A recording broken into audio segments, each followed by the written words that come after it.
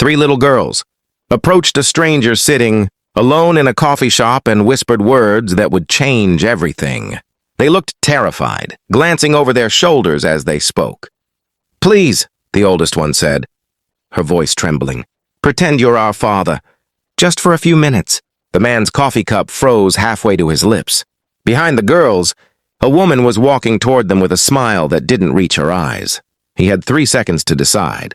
If this story moves you, we'd love for you to subscribe to Soul Light Stories, where we share real moments of human kindness that restore faith in humanity. Hit that like button and let us know in the comments about a time someone showed you unexpected compassion. Now let me tell you what happened that November afternoon. Marcus Webb had been sitting in that corner booth of Annie's Coffee House for 20 minutes, staring at a cooling cup of Earl Grey he'd barely touched. It was a Tuesday, the kind of gray November day when the sky seemed to press down on everything. And he'd come here because going straight home felt impossible. The apartment was too quiet now, too full of reminders that echoed in empty rooms. His daughter Lily would have been 12 this week. The cancer had taken her 6 months ago, and some days the weight of her absence made it hard to breathe. He'd chosen this particular coffee shop because nobody knew him here. It was 3 towns over from where he lived, far enough that he wouldn't run into neighbors with their careful faces and softer voices. He just wanted to sit somewhere warm and anonymous, maybe read the newspaper, maybe just exist for an hour without the sympathetic looks that made him feel like he was drowning. The coffee shop hummed with ordinary life. A young mother nursed a baby in the corner. 2 elderly men debated politics over chess. A college student typed furiously on a laptop, headphones blocking out the world. Marcus envied them all their normal problems, their regular Tuesday afternoons. He'd been picking at a blueberry muffin, forcing himself to eat because his sister kept saying he was getting too thin. When he first noticed the 3 girls, they were sitting 2 booths away with a woman who appeared to be in her mid-40s. The girls looked like triplets, maybe 8 or 9 years old, with matching dark curls and identical nervous expressions. They wore similar dresses, though each in a different color, navy, burgundy, and forest green. Something about the scene made Marcus pause. The woman was talking to them in a low, controlled voice, leaning forward in a way that seemed wrong somehow. The girls weren't eating the cookies in front of them. They sat rigid, hands in their laps, eyes down. Marcus told himself it wasn't his business. He'd learned that lesson the hard way over the past 6 months.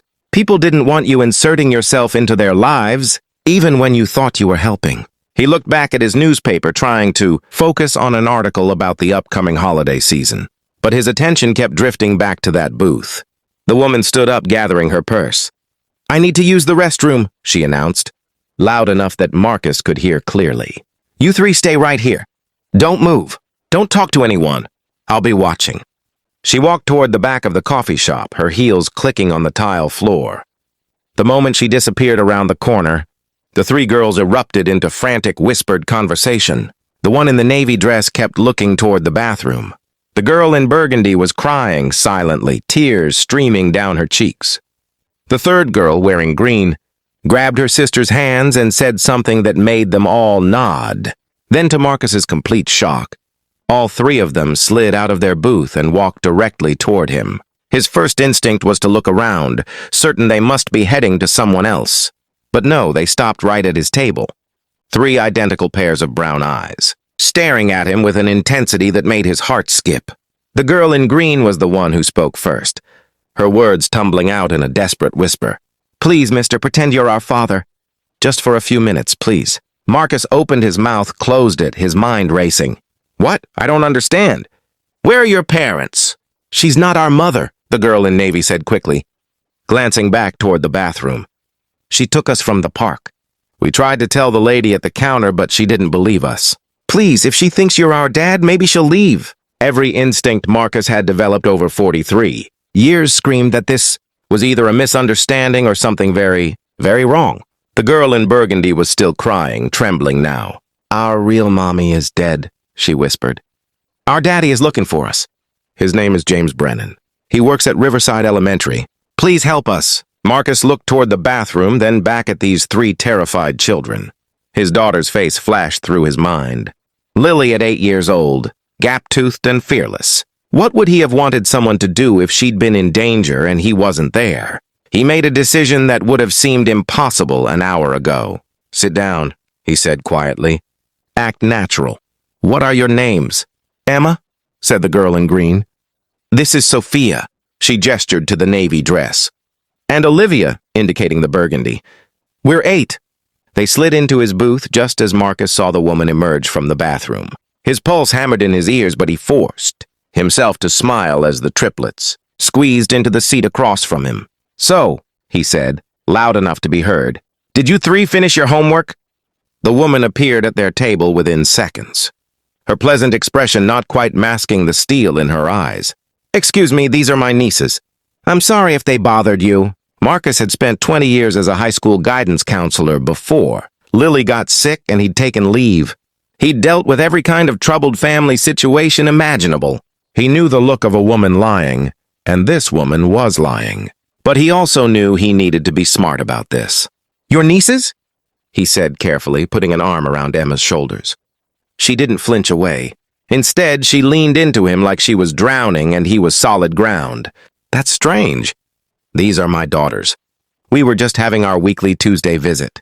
The woman's face went through several expressions in rapid succession. Confusion, anger, calculation. "I don't know what game you're playing, but these girls are with me." "Come on, girls."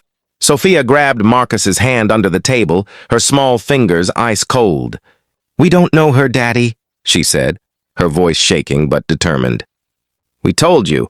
She said she knew Mommy and would take us to see Mommy's grave. But then she brought us here instead." The woman's pleasant mask cracked. "You little liars," she hissed. "Get up right now. Is there a problem here?" The voice came from behind Marcus. He turned to see a tall man in a police uniform standing there, his hand resting casually on his belt. Officer Dan Mitchell, according to his name tag, had apparently been in line at the counter and noticed the commotion. Marcus had never been so grateful to see law enforcement in his life. "Officer, I think there might be. This woman claims these are her nieces, but these are my daughters, and they're saying she tried to take them from the park earlier." The woman's face went white, then red. "This is ridiculous. I'm their aunt. I have every right." "Ma'am, why don't we step outside and discuss this calmly?" Officer Mitchell said, his tone professional but firm.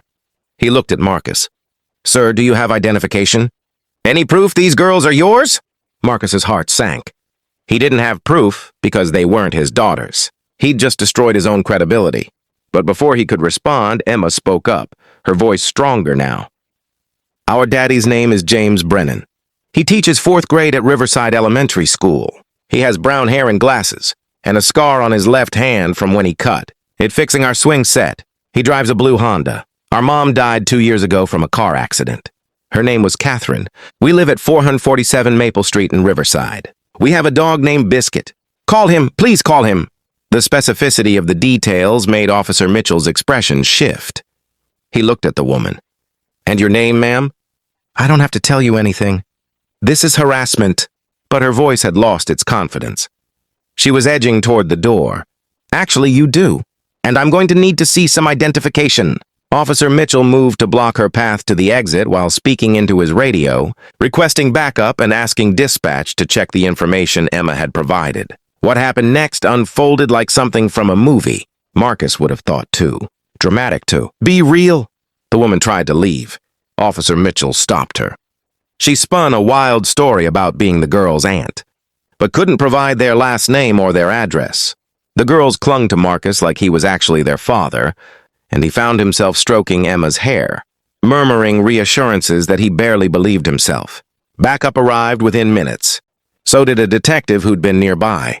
Dispatch confirmed that yes, a James Brennan taught at Riverside Elementary, and yes, he had filed a frantic missing persons report 3 hours ago after his 8-year-old Triplet daughters vanished from the park where they'd been playing under their older cousin's supervision.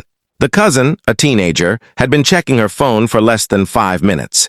They called James Brennan. Marcus would never forget the sound of that man's voice on the speakerphone, breaking with emotion. "Emma, Sophia, Olivia? Oh my God, are they okay? Are they hurt? I'm coming right now. Where are you? Daddy!" All 3 girls started crying then, really crying, the kind of tears that come when you finally feel safe enough to fall apart. Marcus found himself crying too, thinking of Lily, thinking of this man who'd almost lost everything and didn't even know it. James Brennan arrived at the coffee shop in what must have been record time, bursting through the door wild-eyed and desperate. The moment the triplets saw him, they scrambled out of the booth and ran to him, and the four of them collapsed into a huddle of tears and clutched. Embraces right there in the middle of Annie's coffee house. Every person in the place was crying, or wiping their eyes.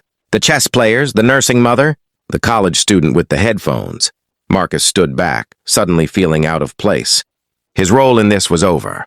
He'd done the right thing, and now this family would be reunited and he could slip away back into his own grief. But James Brennan looked up from his daughters and locked eyes with Marcus across the coffee shop. The man stood, still holding all three girls, and walked over. "You're the one," James said, his voice rough with emotion. "You're the man who helped them?" They asked me to pretend, and I couldn't." Marcus didn't know how to finish the sentence. James Brennan set his daughters down gently and pulled Marcus into a fierce hug. "You saved their lives," he said. "That woman, the police say she's been suspected in 2 other child abduction cases. You saved my daughters' lives." Marcus couldn't speak. He just stood there while this stranger hugged him and 3 little girls. He'd known for less than an hour wrapped their arms around his waist. Something in his chest, something that had been locked tight since Lily died, cracked open just a little bit. The next hour was a blur of police statements and witness accounts. The woman identified as Sandra Kellings was arrested and charged with attempted kidnapping, child endangerment, and several other counts. She'd apparently been watching the park for weeks, looking for an opportunity. The girl's teenage cousin was beside herself with guilt, but James assured her it wasn't her fault. Bad people looked for small windows of opportunity. Sandra had been that predator. As the immediate crisis settled, James insisted on getting Marcus's phone number. "Please," he said. "I need to be able to thank you properly." "My girls need to be able to thank you." Marcus almost said no. He almost walked away and went back to his quiet, painful life. But Emma grabbed his hand and looked up at him with those solemn brown eyes and said, "Please don't go away forever. You helped us when we were scared." So Marcus gave James his number. He drove home that night in a daze, made himself dinner he didn't eat, and sat in Lily's room like he'd done every night for 6 months. But something was different. The crushing weight felt just slightly lighter. He'd helped someone. He'd mattered to someone. For the first time since Lily died, he'd felt like maybe there was a reason he was still here. James Brennan called the next day, and the day after that, he invited Marcus to dinner with the family. Marcus declined at first, but James was persistent in the kindest way. "You don't have to talk about anything you don't want to," James said. "Just come eat with us. Let the girls see you're real and safe and okay. They've been through trauma. You're part of their story now, a good part. The part where someone chose to help them." Marcus finally agreed. That dinner changed something in him. The triplets were shy at first, then gradually warmed up, showing him their room, their drawings, their dog Biscuit, who lived up to his name by being exactly the color of a golden biscuit. James made pasta and told Marcus about losing his wife Catherine, about the impossible journey of being a single father to triplets, about the fear that never quite went away, that he couldn't protect them from everything. "I get it," Marcus said quietly. And then, for the first time since Lily died, he talked about her. He showed James a picture on his phone. He talked about her laugh, her stubbornness, her love of terrible puns. James listened like it mattered, like Lily mattered, like Marcus's grief was valid and real and not something to quickly move past. That dinner became a weekly thing, then twice weekly. The triplets started calling him Uncle Marcus. He taught them to play chess. He helped them with their math homework. He listened to their fears about the bad lady coming back, and he promised them she wouldn't. She was in jail, they were safe. James and Marcus became friends in that specific way. That men who've both lost everything can become friends, talking about sports and weather but understanding the deeper currents beneath. One evening, about 4 months after that November day in the coffee shop, Emma climbed into Marcus's lap while he was reading to them before bed. "Uncle Marcus," she said seriously, "I think maybe you were sent to that coffee shop just for us. Do you think that's possible?" Marcus looked at this little girl who'd been brave enough to ask a stranger for help, who'd trusted him in her darkest moment. He thought about Lily.